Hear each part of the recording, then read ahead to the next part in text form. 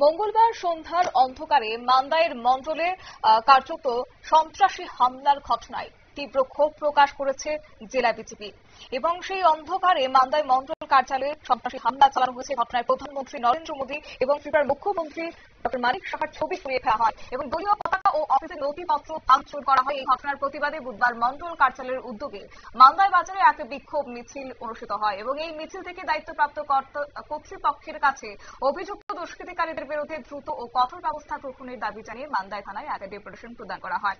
Deputation প্রদানের কালে উপস্থিত ছিলেন জনজাতি কল্যাণ দপ্তরের মন্ত্রী বিকাশ দেববর্মা, বিজেপি প্রদেশ জনজাতি মোর্চার সাধারণ সম্পাদক বিপিন দেববর্মা এবং অন্যান্য নেতৃত্বরা।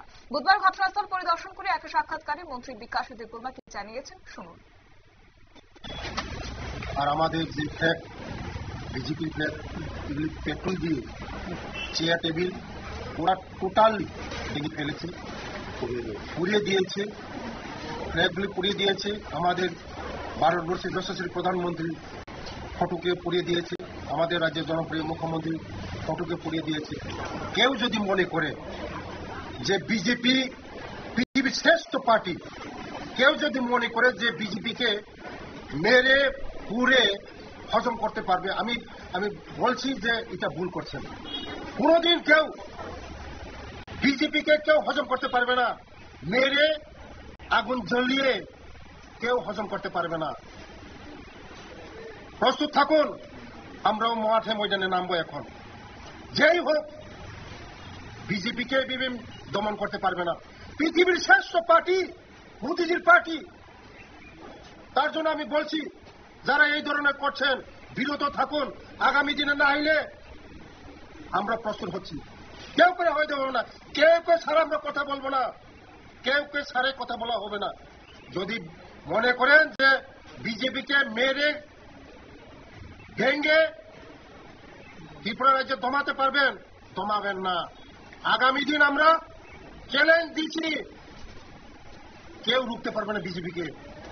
মোদীজি আছে মানে সেফগার্ড আছে, মোদীজি হে তো মুমকিন হে। আগামী দিনে প্রস্তুত থাকুন, কেউ রেহাই পাবেন না আমি বলছি। তার জন্য আপনাদের মিডিয়ার মাধ্যমে আমি বলছি, আগামী দিন যারা এই ধরনের কার্যক্রম সারা ত্রিপুরা রাজ্যের মধ্যে এই শান্ত ত্রিপুরাকে অশান্তি করার যারা চেষ্টা করছে, সামনে আমাদের সবার সবচেয়ে বড় উৎসব আমাদের দুর্গা উৎসব। আজকে 23-24 তারিখ হচ্ছে, 28 তারিখ দুর্গা পূজা। এই ধরনের যারা বিশৃঙ্খলা করার চেষ্টা করছে, চক্রান্ত করার চেষ্টা করছে, কেউ রেহাই দেওয়া হবে না।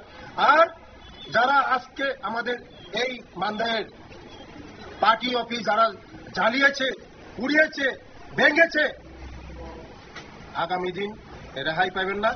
অ্যারেস্ট অবশ্যই হবে। আইন কাউকে ছাড়া দেওয়া হবে না, আইনের পথে চলবে, কাউকে রেহাই দেওয়া হবে না। আর আগামী দিন সবকে আমি অনুরোধ করছি, এই শান্ত ত্রিপুরাকে অশান্ত করার চেষ্টা করবেন না।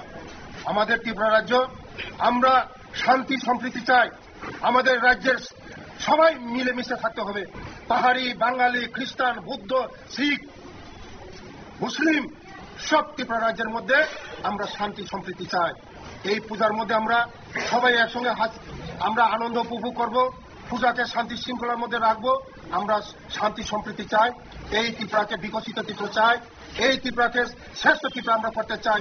যবে আমরা একসঙ্গে না থাকি, মিলেমিশে না থাকি, কোনোদিন আমরা এই ত্রিপুরাকে বিকশিত করতে পারবো না। তার জন্য সবার কাছে আমার অনুরোধ, এই ত্রিপুরা রাজ্য সবার জন্য ত্রিপুরা রাজ্য, সবাই একসঙ্গে শান্তি সম্প্রীতিভাবে আমরা বসবাস করব।